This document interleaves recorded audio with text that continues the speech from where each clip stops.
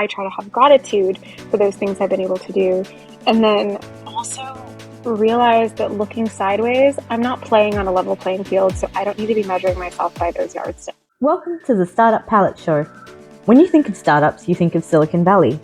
We're going to venture beyond the valley and paint a picture of the startup ecosystem, featuring diverse founders, investors, and operators. We'll hear about their origin stories that shaped them, the highlights, the lowlights, best practice, and their visions for the future. Join me as we get a front seat to witness the phenomenal role of these pathbreakers. I'm your host, Preethi Mohan. Let's get started.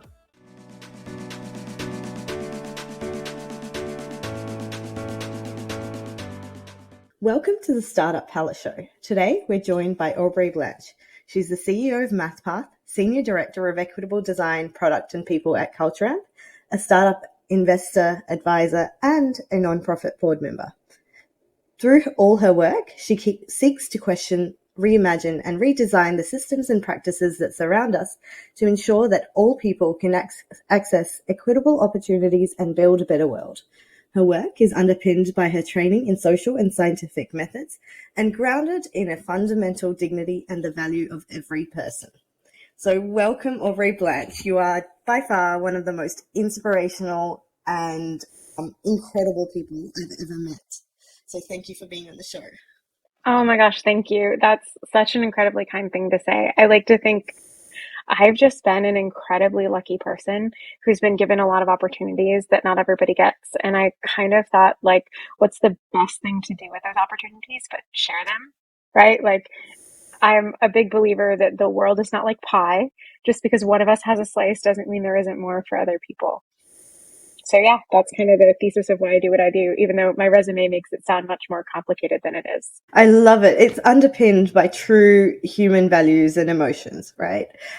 So let's start with that. How are you doing? I mean, how are you really doing? Oh, that's good. I'm in like a million places.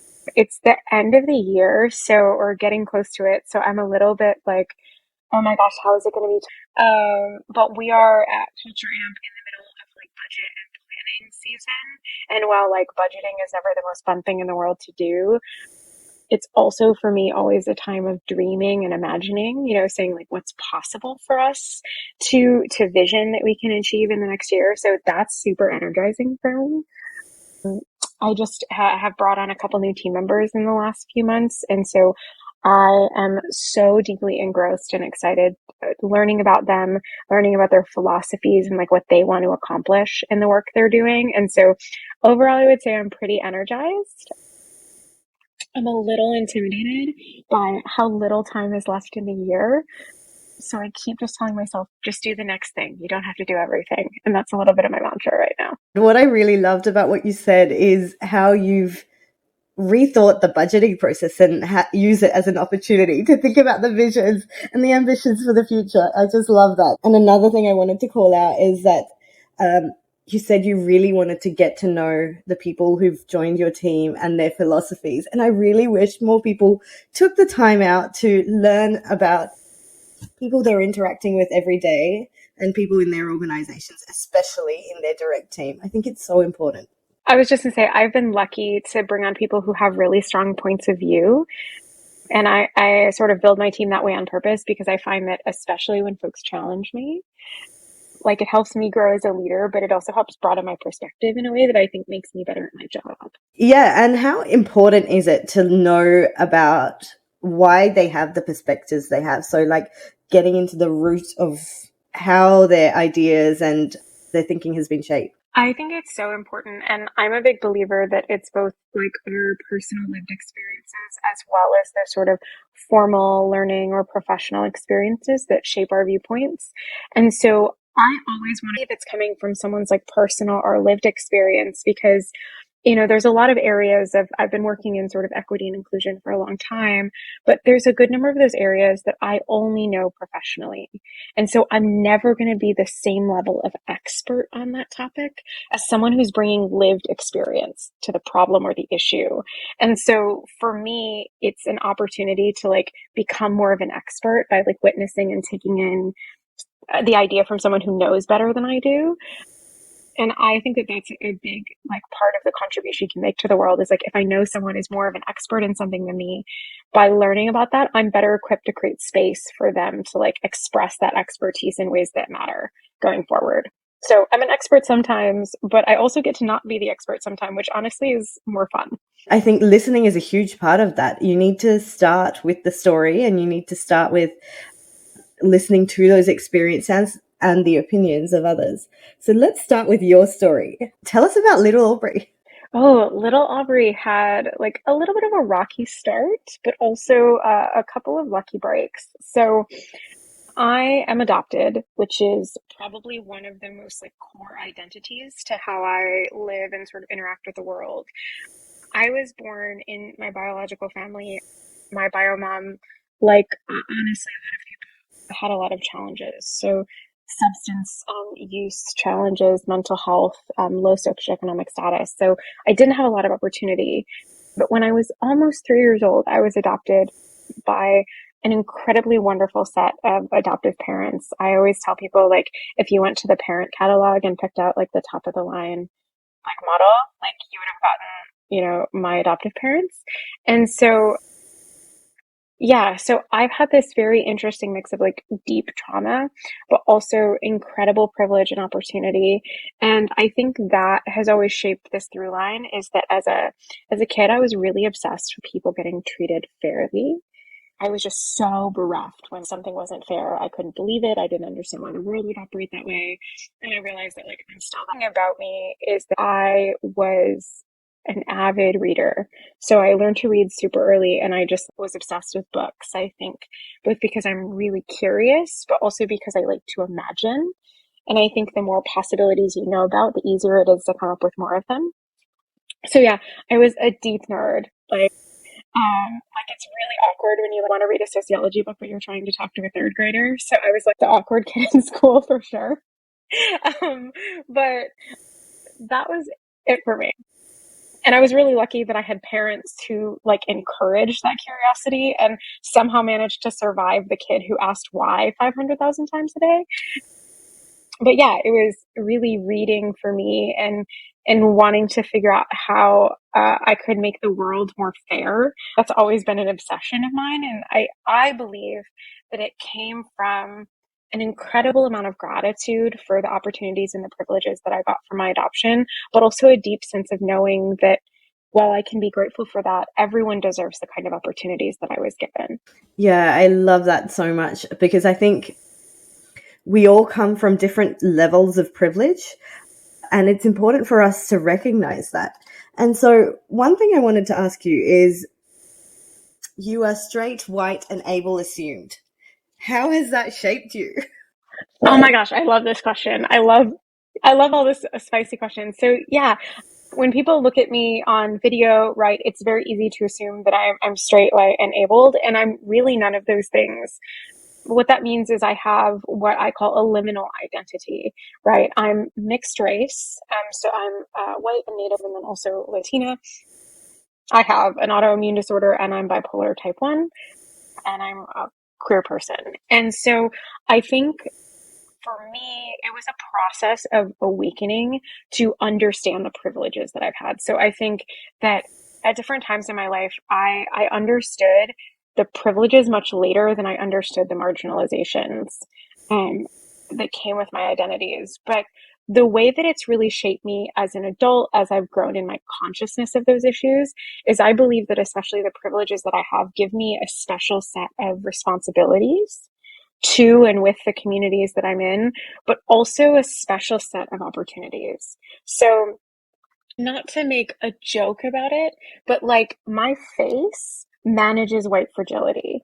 Like the shit I can get away with saying to white people that like someone who is darker than me, even if they share my identities, is totally different. I'm less likely to receive backlash.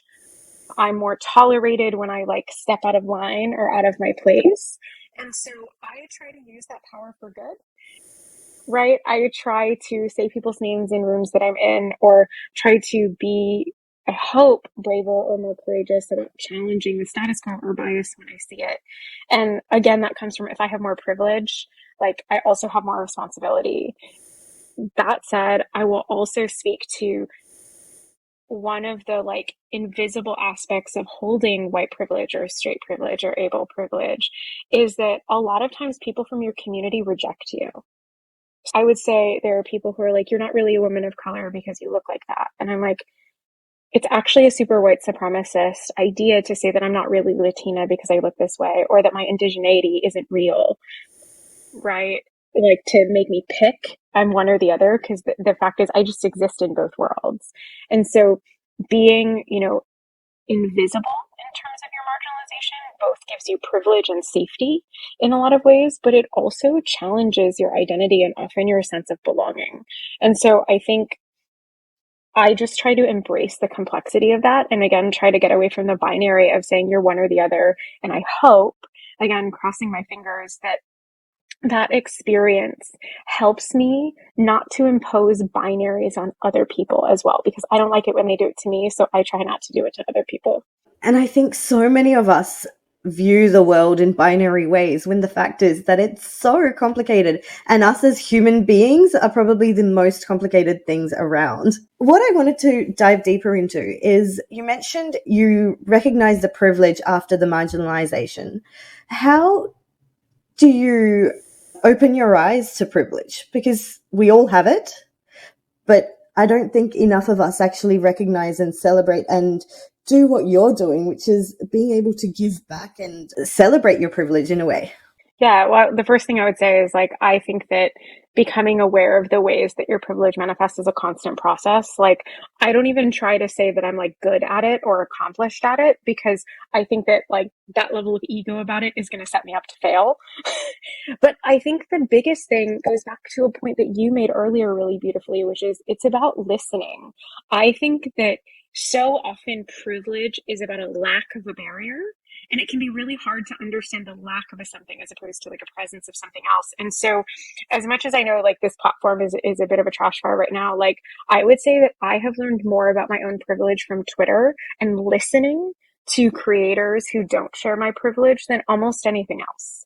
Right? I've been lucky to meet people who have been brave and shared their stories with me, and I'm so lucky for that. But social media has been an incredible tool for me, because just listening to stories that aren't familiar to my life experience, I think has often taught me, and sometimes it's been triggering. It's definitely been super uncomfortable at times, but it has given me more awareness, both of the privileges that I have and like what I can do with them.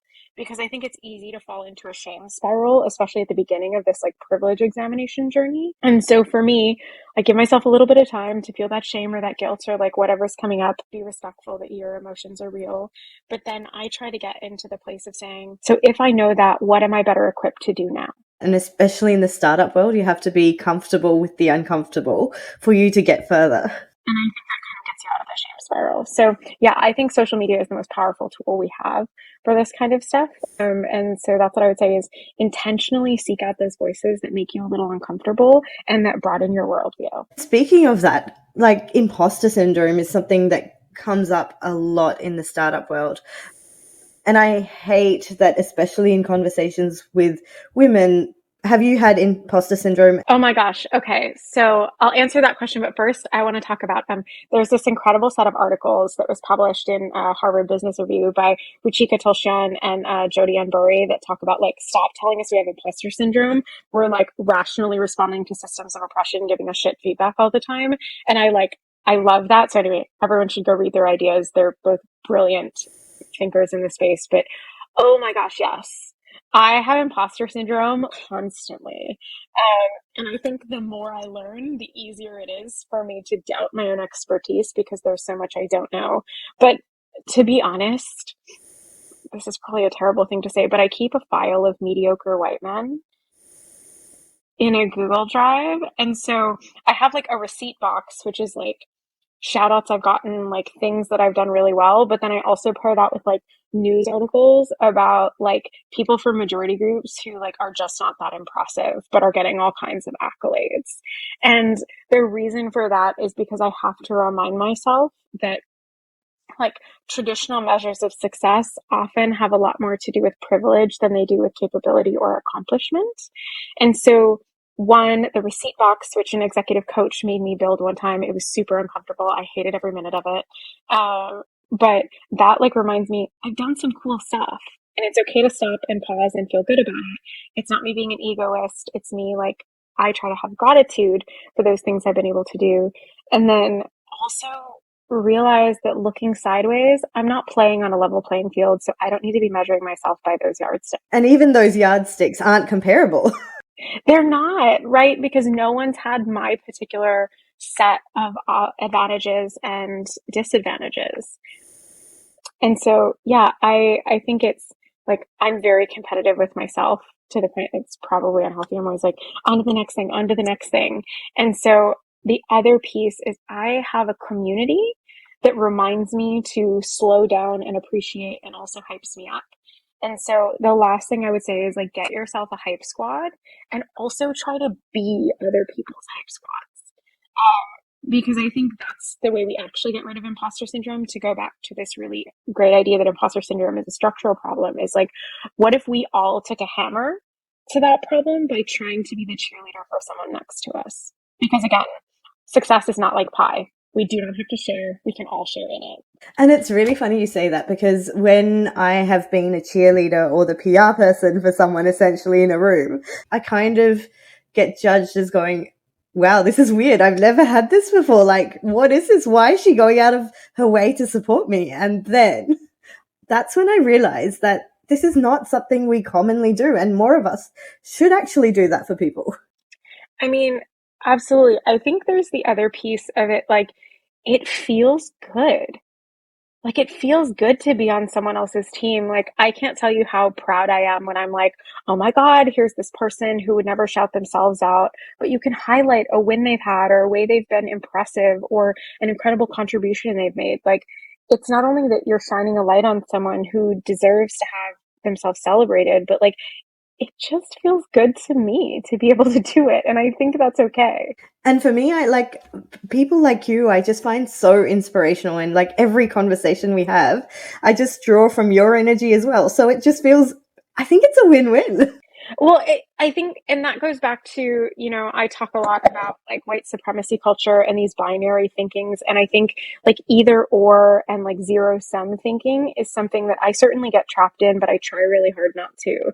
And so it comes back to this philosophy that like, I want to live in a world where everyone reaches their potential. And so while I can't like change the whole world, I can change my sphere of influence. I can like condition myself mentally to think like, I get to shine the light on amazing things that other people are doing. And so whether that's like selfish or selfless, I don't know, maybe it's both. But like that's really one of the philosophies that I try to carry in all of my work is like I am better and we are all better when we're all celebrating each other. Yeah, I love that. And I just want to call out one thing that I read on your LinkedIn, which I absolutely loved.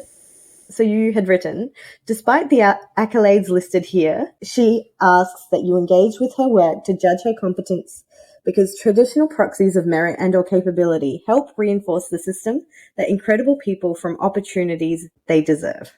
And I think that's so important to call out. And I love that you have that on your LinkedIn. Oh yeah, well, I'm always trying to like thread the needle between like performing success for people who like actually need to know that like I went to Stanford. But at the same time, I don't want people to buy into the idea that like I'm smarter because I went to Stanford because like empirically speaking, that is not true. I, to be honest, think I'm a reasonably intelligent person. But like, it's not because I went to a special fancy school with a brand name. It's because I've worked hard and I've educated myself. And I can also tell you that like the smartest, most capable people that I know, like none of them have like all these fancy names on their resume. And you can check out my LinkedIn, but like right before that, it lists, some organizations I'm affiliated with and some publications that my work has been featured in. And so for me, it's about like, I feel really proud of those accomplishments. And so I think it's okay to mention them. But also, I would rather that someone like go read that work themselves. Like, take a look at my blog and make their own decision about whether they think I'm competent or qualified to speak on something, rather than being like, oh, well, she went to Northwestern, so she must be right, because that's also not true. And it both potentially gives me too much credit, but also in a way it implicitly puts down who didn't share the privileges that I've had. And I don't think that's the world I want to contribute to either. I think that's beautiful, because once again, it comes back to the binary judgment. And we see a name or a institution on a resume or a LinkedIn, and we think, okay, this is how that person is this automatically because of that. And there's so much more. Totally. I mean, in the same way that there can be incredibly incompetent, people who have the perfect resume, there are geniuses and people who are going to be the best contributors possible to whatever you're doing that have absolutely no formal credentials. And so if both those things can be true, then why do we index so much on these like very status and privilege mediated things? I don't think it's helpful if we're talking about like trying to maximize human potential. Also, what's your take on this? Like, I think smart is relative, and different people can have smartness in so many different ways. But we talk about smart as if it's one common metric and, everyone knows what that metric is and how it's calculated. But that's so not the truth. No, and I mean, that makes me think of like IQ, which is this like very narrow view of intelligence. And it's also super racist and like all these other things. But yeah, my belief is that everyone is a genius. And it's like it's on me or it's on you to discover in what way. So I guess I just believe that everyone has something remarkable to contribute, and it's on us to create the space for that genius to be expressed. And like in really real terms, like I think about like my fiance and I am book smart, and like I can read a book really quickly, and you can like ask me questions about it and I can regurgitate it. So like I'm smart in a very like traditional schooling kind of way. That type of environment like plays to my strengths. Whereas they are like an absolute genius at like spatial, mechanical, like athletic reasoning. And they have like this encyclopedic, like medical knowledge that like my brain just does not compute at all. And so, what if we could make intelligence not a competition? It's not about like, oh, I'm smarter than you. It's, I have a proclivity for this thing while you're amazing in this other way. And like, how much easier would life if we just said like we're all awesome and we spend our time discovering in what ways we can help each other reach our highest and best purpose with the gifts that we have. How incredible would that world be when we all realize that we actually have something to offer one another and it's not just about competition? Absolutely. I mean, also, quite frankly, like competition is exhausting. Yeah, it is. I mean, I think healthy amounts of competition are okay, but some of the environments that we've existed in and work in highly competitive, and there's a thing in the startup ecosystem that you have to live on ramen and work 24/7 to be able to achieve your goals. That's exhausting. It's also like, I think the thing for me is it's empirically untrue. So like human brains are not machines. And we know that after about 35, 40 hours of focused work per week, like your performance degrades in astonishing ways. And so like there's very much this hustle grind culture that like I don't buy into. I've got multiple jobs and things like that. No one should think that I work 90 hours a week. I don't. It's a lie. I sleep. I'm very privileged to be able to like sleep 8 hours a day. I'm also bipolar, so I medically need to. But like one is I'm not a part of toxic cultures. I'm very lucky to work at a place where we like prioritize work-life balance and create that space for people. But also I'm really like dedicated to myself and my family to create space for that, because that's what's really important. So I do think sometimes at early startups, you do need to work those long hours. I don't want to judge anyone who's under constraints, but also we need to be honest that it's not the only way to be successful. And part of that is redefining success, but part of it is working smart, not just hard. That's my mantra: working smart, not hard. But, each to their own, but just don't do something because other people tell you to, I think. You mentioned you were bipolar. How has that diagnosis changed your life? Oh my gosh, in a lot of many humbling ways. And like, I will also admit that it's been really traumatizing to work through. I think it's made me a better person, but it hasn't been my favorite of all my life experiences, if I'm being honest. So, just there's a lot of this on my website, but back in February 2020, I had a manic episode to the point where I was in psychosis and needed to be hospitalized after a very stressful year. And that was when I discovered that I, as well as a handful of my biological family members, were bipolar. And first of all, I went through all the stages of grief with it. So I very distinctly remember being in the hospital and like being given the diagnosis, and I immediately went into denial. Then I went through bargaining, and then I went through anger, like all of it. I was like, this is classic. This is where this model came from. And then I eventually did get to acceptance with it. But I think a big part of my journey has been acknowledging that it gives me more empathy. So I was someone who had been interested in disability justice, but I found that I had a deeper understanding after realizing that.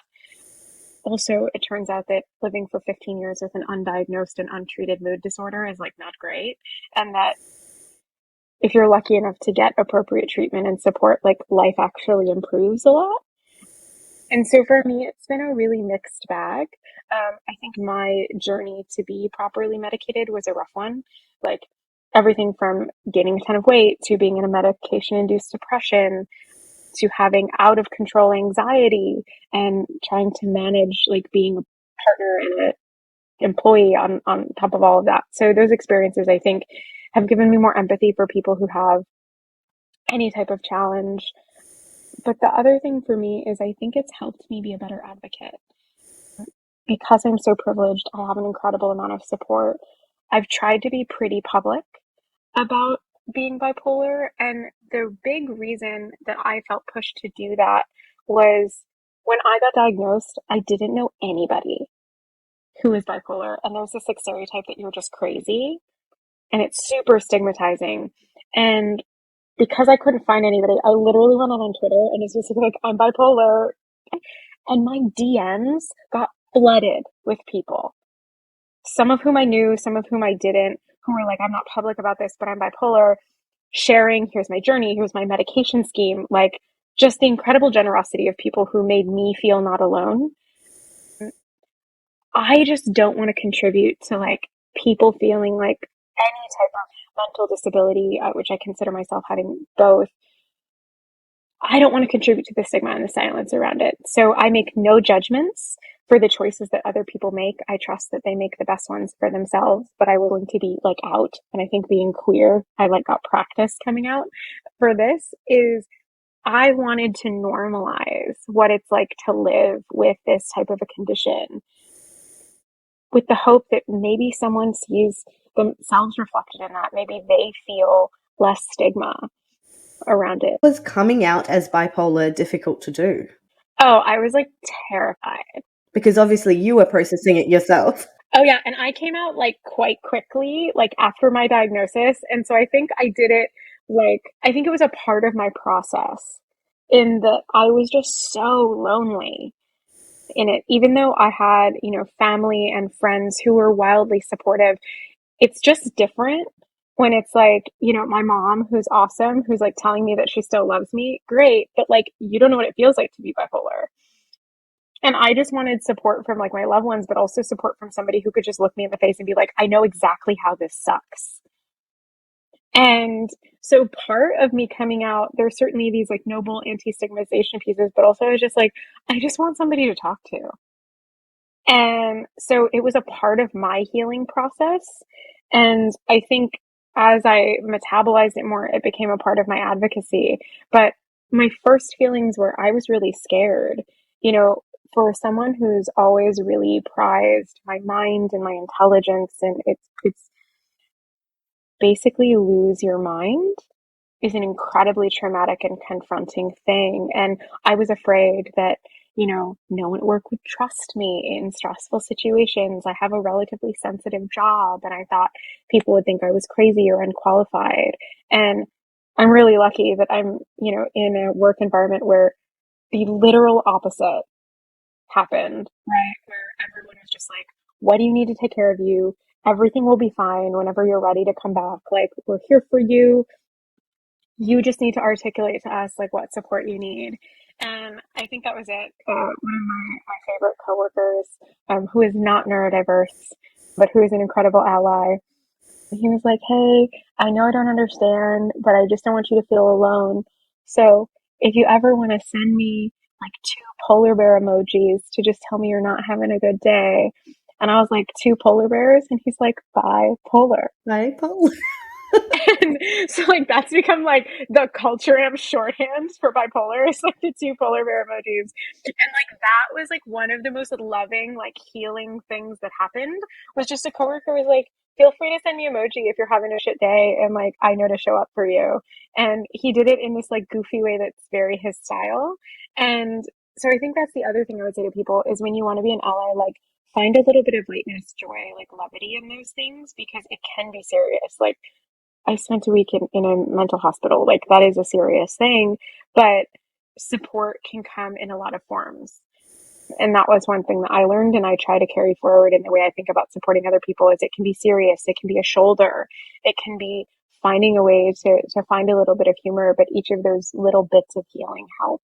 And this is one thing I always think about as society who doesn't understand what bipolar people go through. Like, what can we do? I actually do wish that more people would vocalize the support they need if they're coming from different backgrounds or different experiences. But is there anything in society that we can do better? Yeah, I mean, the first thing I think about is like there's the interpersonal, right? Like learn about disability, talk about disability, normalize it.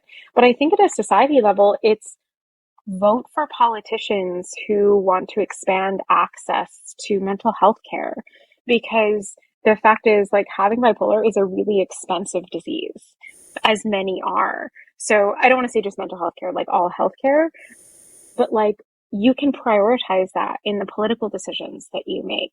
You can advocate for supportive resources in your workplaces.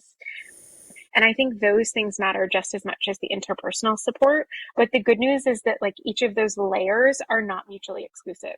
And most of them don't take an inordinate amount of time, right? They're moments, and this really goes back to my like theory of change around this idea of equitable design, is that in each decision, we can do something like 1% more equitable, or we can tilt something just a little bit to make it more fair. And like that half a percentage improvement might not seem like a lot, but think about if every single one of us did that every day, it wouldn't actually take very long to change the entire world. Actually, one of the most powerful experiences I've been through is as a senior leadership in one of my past corporate roles. Before the meeting, we did a check-in. And that check-in was the most powerful thing because everyone just opened up and shared their real, true feelings. And from then on, the team dynamics were completely different. So something as small as a check-in can go a long way. Absolutely. And I mean, I really was touched by your question at the beginning where you're like, how are you doing? Which can be such a surface level question. And you're like, how are you really doing? And I think that just giving people permission, I've got certain one-on-ones like in my diary where we just come in and like if you're having a shit week, you're like, it's a shit week and let me tell you about it. And I think creating space for people, like people are happy to share their joy usually, but creating authentic space for people to share what's hard or challenging, I think that's where we really get the humanity. So it's healing, but I think we just get space to be a little more human. This is the perfect segue to talk about MathPath, the MathPath. I mean, I can gush over it, but I'd rather hear it from you. Yeah, well, so the MathPath started because I just am terrible at being bored. And I found that I was really excited to do these sort of theories. I worked with a company to help me think through like to answer a basic question, which is like, who am I? Because I'm polarized, one of those, like as a person, where I'm really like mathematical and analytical, but I also am like a bleeding heart empath. And I was really struggling to like articulate that in like a snappy way to someone that like I bring both of these sides of myself to what I'm trying to do. And the team that I was working with, they were like, you're the math path. And I just like gasped and I was like, oh my God, like this is, first of all, the less cool version of like Ziggy Stardust, like having an alter ego. But what I appreciated about it was it's a way to explain the bringing together of things that people sometimes mistake for being very disparate. And so, like, my hope is I'm like, everybody can be a math path. Yay. Again, because it's not pie. But yeah, for me, it's about bringing that like empirical rigor around equity work with these sort of concepts of justice and equity, because I think one of the reasons I'm so passionate is I've been lucky to have a lot of really rigorous training. I've read a lot because I've had that, privilege to have access to education, is that so often in especially the corporate, which is where I'm really an expert, like the DEI lens, like people do best practices that don't actually do jack shit for marginalized people. And so I really want to make sure that, right, those budgets are often scarce, they're often under resourced, that tells you what's effective in this space. And so, how do we move more of the industry to focus on those proven solutions for creating equity? Because ultimately, that means that the power that we're putting into that work is going to achieve something, which is that better world. So the math path is like my particular, hopefully a little bit cheeky, like way of getting at this idea that we can bring a really rigorous approach to something that's actually just about human dignity. Speaking of human dignity and thinking of things like AI, how do we bring that to something as mechanical as AI? Oh my gosh, I think about the amount of time I spend thinking about this is like too nerdy to even talk about. But I think where it really comes from is within social justice theory, we talk a lot about intent versus impact.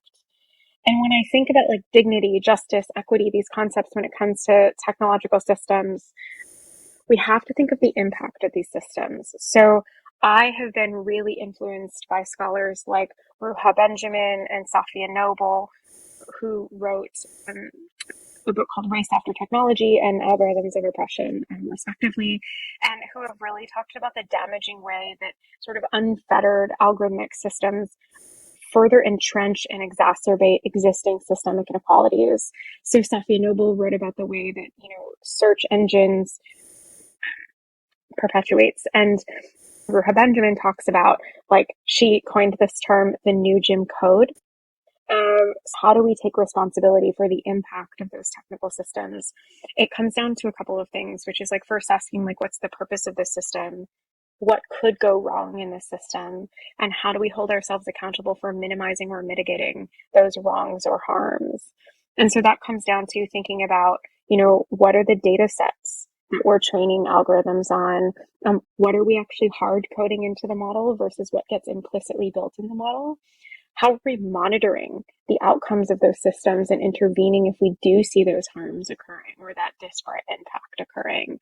And so while I think it's a deeply complicated problem, and I'm certainly not the expert at like designing, like building algorithms, although I know how to think about them from a design perspective, I think that any technologist that is touching these kinds of systems that have anything to do with like human existence either need to be educating themselves constantly, or this is probably a both and, educating themselves constantly about the social, political, interpersonal issues that can happen, but also needed to be working with experts on that. And when I say experts, certainly people with formal learning, but also people with lived experience. I think it's super fascinating and really something that we need to be thinking about, especially building more responsible technology into the future. Tell us a bit about the work you do with Culture Amp. And also, you've told me so much about how supportive and incredible the organization is. So my team is called the Equitable Design and Impact team. So we look after like three pillars. So there's like equity and inclusion, sustainability, and philanthropy. So that runs the gamut from thinking about like the internal culture and processes of Culture Amp, are they equitable, through to how do we build products that create equity, and how do we enable our customers to evolve to be more equitable in the course of their partnership with us. Sustainability, thinking about how Culture Amp's operations can have a more equitable and just impact on the planet, which comes with a lot of thinking about Indigenous engagement. And then philanthropy, which is everything from employee donations and volunteering to the way that we provide discounts and grants to organizations that are having a positive impact on the world, to the Culture Amp Foundation. So, which the mission of that foundation is to make a better world of work more accessible to people who experience generational disadvantage. And so, kind of the through line is equity and fairness across kind of everywhere we can stick our fingers in, to be totally honest. And I have just a team of absolute superstars who are experts on each of those pieces. And I'm the lucky one who gets to like support them in doing great work. But I think something that really differentiates Culture Amp is that our founders believe in the mission of Culture Amp, which is to, build a better world of work. But something that the one of our founders, our CEO Didier, talks about is he really believes how they impact the world and not just what our business is. So that creates this like huge amount of space for someone to come in, with a group of people and do the kind of work that we do in my team. And I think it comes from like they get the business case. Like our customers care about DEI. So Culture Amp is providing these services because there's an economic argument for it.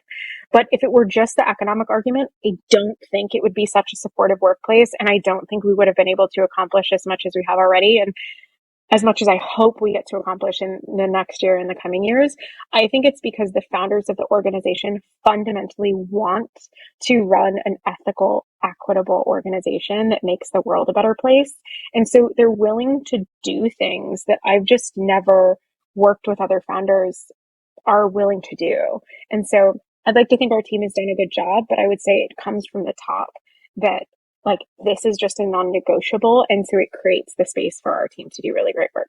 What I love about that is that the missions are so baked into the organization, and that creates that culture. Like it stems from the mission, and that is fundamentally how everyone operates and how everyone thinks to see a more equitable and sustainable future, which is amazing. You hardly find that 360 view in organizations. I'm a big believer in counting my blessings, but one of the privileges that I try never to take for granted, even though, work can be stressful or difficult or frustrating because it's work, that like I am just so incredibly blessed to be able to do work that I find meaningful in a way that is supported by the organization.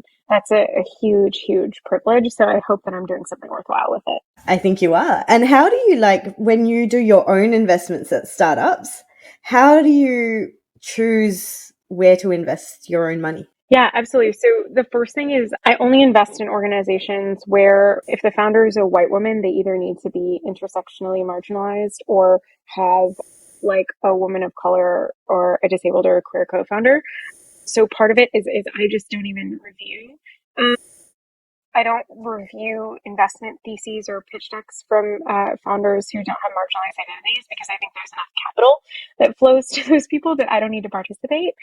So that's the first thing is I do an analysis and I say, who are the people that are least likely to get capital? And that's where I want to spend my time. And then the next thing when I get to the point where I'm looking at the business, and I should probably also be clear with people, I believe this is marginalized identities provide unique experiences that build more interesting things in the world. So like it's part of my investment thesis that I just think that marginalized founders have better ideas. and then when I look at the business, if I'm deciding to invest because I'm not like I don't want anyone to think I'm going out writing these like checks that are keeping companies afloat. I'm not. Like sometimes the check is $1,000, which I recognize not everybody has, but is also more attainable than I think what is stereotypical or people think of in venture capital. Is I write the check to put a little bit of my skin in the game, but I try to choose businesses where like my experience or my connections or expertise can be especially valuable to the founder. So as an example, I'm an investor in Stark, which is a company that builds accessibility tools to make it easier for software developers or folks involved with the software design and delivery process to work better for people with disabilities. So that's kind of the third pillar of my thesis. So it's who's the founder? Can I be uniquely useful? And then do I believe that this solution, the business, is actually making the world more equitable? So it has to run through that for me. And if it hits those three things, and I have the capital, which I don't always. Sometimes I'm as an advisor because, financial isn't what I can do. I try to say like, yes, how can I amplify you? Because again, it goes back to the idea, I want to live in a more equitable and accessible world. And so any of the ways I can try to push that forward, I try to. Actually, one thing that a lot of people think is that angel investors or investors should have a certain check size. And you've said that's not true. Can you just explain that further for people who don't understand exactly how it works? Yeah, absolutely. So it depends on the capital structure for the business, but like I got started doing like angel investing through syndicates. So this is a very US based concept. It's a little trickier in Australia, although there are some really interesting solutions popping up in that space.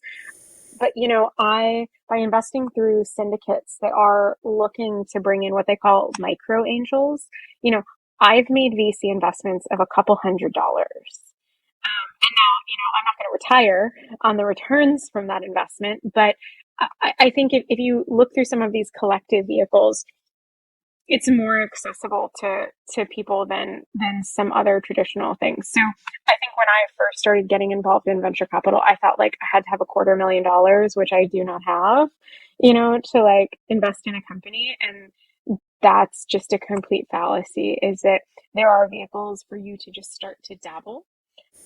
But like I said, there's nothing wrong with not being able to invest that way. If you have time and expertise and interest, being an advisor, or quite frankly, just being a shoulder for a founder to talk to, those things can be equally as valuable as money. And so I would say, like, this goes back to what we've been talking about, is you always have something to contribute and you are valuable inherently. And that doesn't just have to be defined capitalistically. Yeah, I love that. What is your vision for the future? Oh, I think my vision for the future is that the people who are currently getting counted out are the ones that get bet on. And I think if the world just did more of that, we would live in a better, more vibrant, more interesting world, and one that I think would solve a lot of the big gnarly problems that we're looking down on as a society. And this is the thing. Everyone has lived experience that they can contribute and come at things from different angles and perspectives, which I think is a beautiful and wonderful thing and can really lead to the advancement of society. So the final question is, how much of your life do you believe you've created, curated, or chanced upon? I believe that I have been given everything I needed to be the person I was supposed to be at every moment. And so I would say it's a combination of acceptance, manifestation, and maybe a little bit of curation as well. I love that. I mean, thank you so much. Thank you so much for this chat. This has been so much fun. Thanks for tuning in to the Startup Power Show. If you had a blast listening to this episode, come on board and join our incredible cheer squad. Spread the startup love by sharing the episode with your friends, leave us a review, or drop us your valuable feedback, comments, or burning questions.